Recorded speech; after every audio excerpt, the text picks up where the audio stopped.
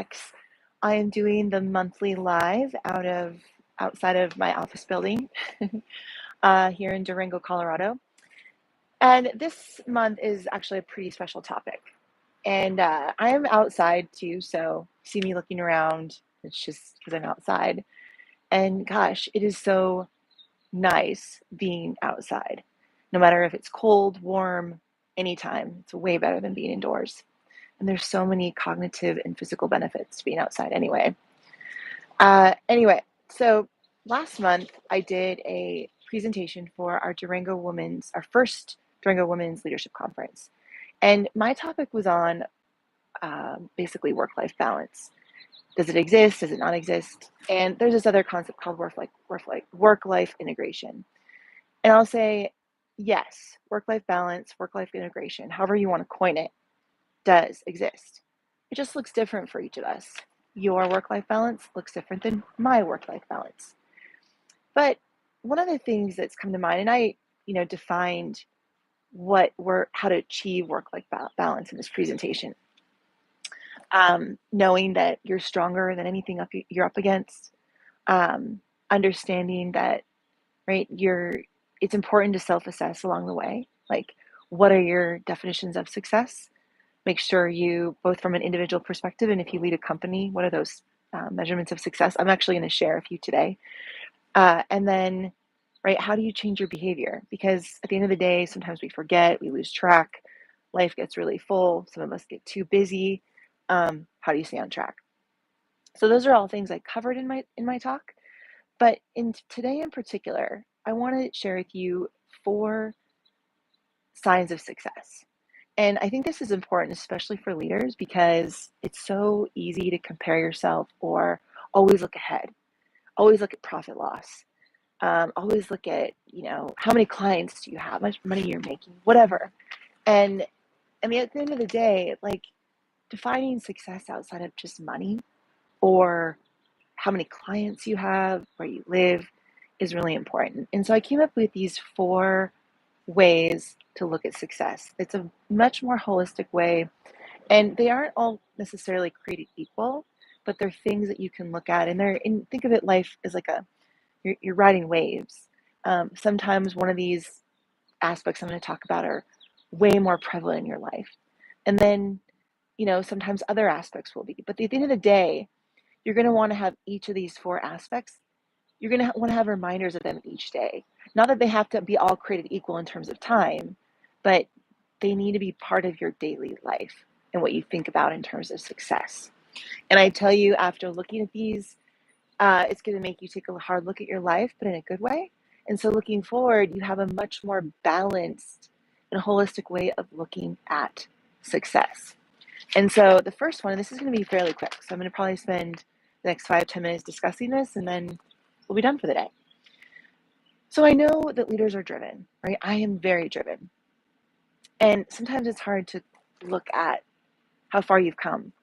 But that's a really important thing to do, is look at how far you've come in life. Look at how far you've come in your role in your business. For me, looking at how far I've come with running Movement RX, my company, and how there's a couple major pivots I've had to make, but we still last. We're super resilient and super gritty, and we're still going, and we're still making impact. And I feel like we're just getting started. But being able to take a look at my past and look at how far I've come is really important. And it's important for you too. There's a great book that's called 10X is Easier Than 2X. That's true. But in that book, he talks about the importance of looking at how far you've come as a leader, as a business owner, versus always looking forward. Look in the past. Look at all your successes in the last year. Look at your growth, right? Look at it in the past 5 years. Look at it in the past 10 years. Look at what it's taken to get you to where you are. And then the other concept is making sure you zoom out. Zooming out could be when you're meditating, could be when journaling, just when you're walking around thinking, like it means kind of giving yourself perspective on your situation, right? How far you've come, right? How you're impacting people. Wow, what is going on with my hair there?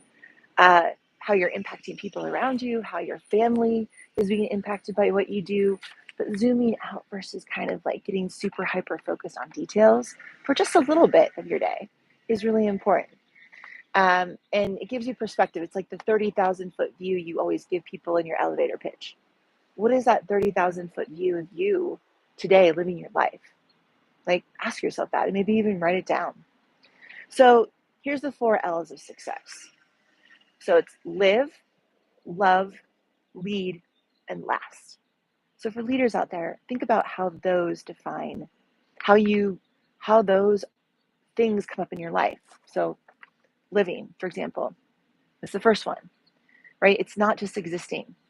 It's not just working 24/7 with no play. It's not just traveling 100 days a year. I know some of you out there travel a ton. And you know what you regret the most as you age? Is not spending time with those you love. But living isn't just existing or just working. It's finding other things that you love to do. Like, could be playing pickleball, basketball, could be doing comedy. I started doing stand-up comedy and improv this year. That's a great way for me to express living. I love to travel. My husband and family and I just went to Santa Fe, which is we'd never been. And we love exploring Colorado and even abroad to other countries. But we decided to go to Santa Fe. It was awesome. How are you living your life other than just working? Love, right? Love. Gary Chapman wrote a book called The 5 Love Languages. What is your love language? How do you express love, right? For me, especially with raising family, my love language is quality time. But the way I also express it to my kids, my husband, is action. Instead of just sitting there and saying I love you, I show it, right? How are you showing it? Not all the time though. Okay, I'm nobody's perfect out there. But when I think about if I'm struggling with love, I think of how do I take action here? So think about how are you showing love to those around you, even your employees, right? The platonic love.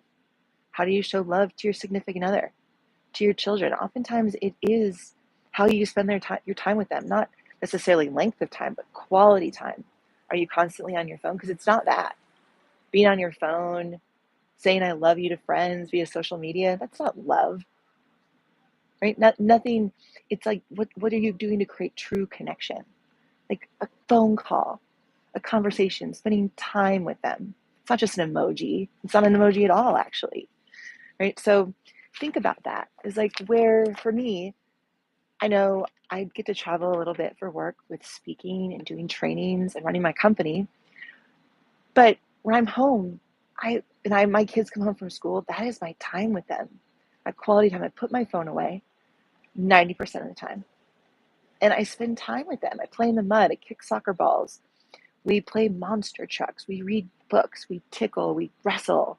We bake cookies. Like whatever it is, right? That time, that's love to me. Love is connection. How are you connecting with those around you? And with my kids, me spending quality time and letting them lead play, letting them dress me up, or my husband, like just spending time with him, holding his hand, cooking dinner with him, asking how I can help, or just simply helping him with what he needs.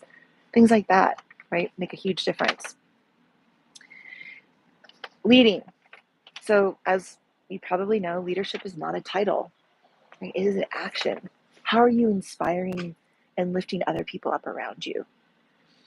Now, it's not putting people down. We call it in comedy, punching people down, right? It's not sitting in your office and not, taking part in your employees' lives or understanding what makes them tick, or your clients' lives. It's it's basically setting an example. That is one aspect of leadership that is probably the most important that I've seen. Is the example you set matters so much to how your employees show up, and even their mental and physical health. There's studies that show that. But you as a leader, like, you don't want to be unhealthy. You don't want to be lethargic, right? Or feel burnt out. But you're the only one that can change that in your life. No one's going to hold your hand. And by you setting an example of how to take care of yourself and sets an example for everyone else around you. So that should be empowering for you. It absolutely is empowering for me. If I'm going to change the next generation, if I'm going to help leaders change their lives and shift the way they lead and last, I need to set that example. And lastly, so the last principle, how are you improving your quality of life and length of life? So lasting, essentially, longevity is how long you live. But it's not, I wouldn't just define it as how long you live, but the impact you make while you live too. And your quality of life. Like, what are you doing right now in terms of lifestyle behaviors that impact how you show up today, but also impact you for the long run? So in the leadership trainings we do for Movement RX, we discuss the 6 principles of longevity and lifestyle, which is sleep, fuel, movement, mindset, how you train your mind, social support, and surroundings, just your environment, right? That's why we live in Durango in the mountains. It's not a convenient place to travel in and out from, but it is a healthy place for me and my family. But I know that impacts my quality of life right now, but it also will impact my length of life. And even who we choose to be around, right? Our connections, those impact our quality of life right now and our length of life. And it's not just a mentality, but it's an action. And it's not waiting for someday, right? Someday I'll get to it when I'm less busy. No, your someday is right now, right? Your someday is right now. And so, how are you eating to fuel your body? How are you moving? How are you training your mind? What are your surroundings like? Are they healthy? Are they not? Who are the people you're around? Are they toxic or are they not? Or anything in between, right? How are you sleeping, right? All those things matter. And you know what? They impact how you show up and do what you do best.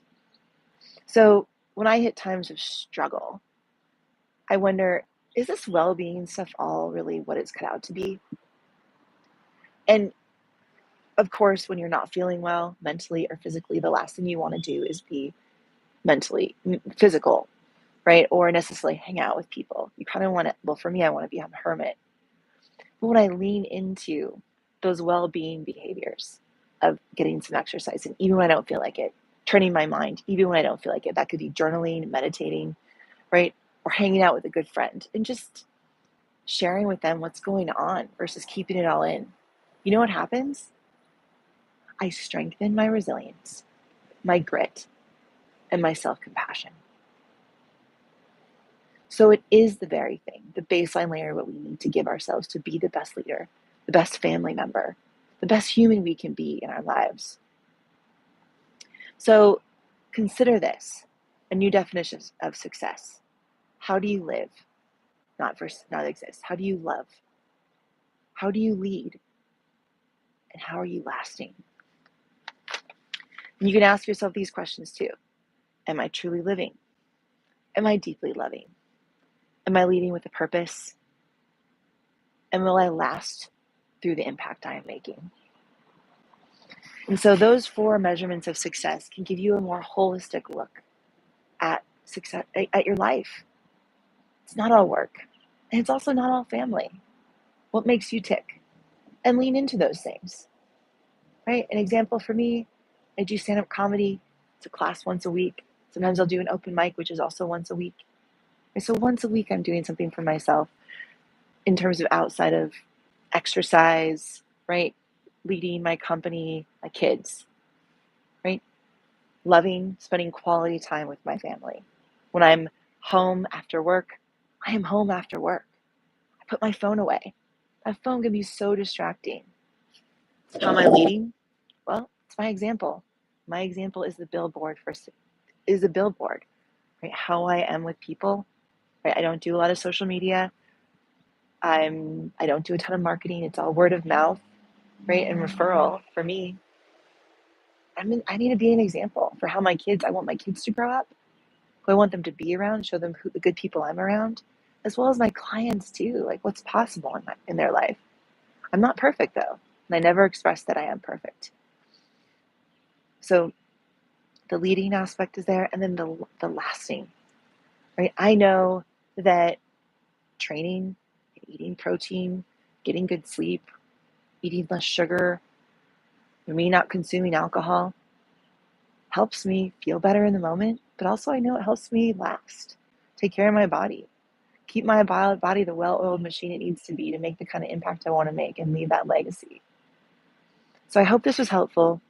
And remember, the 4 new keys to success: live, love, lead, and last. How are those for you in your life? Have a good one. I'm Dr. T with Movement RX.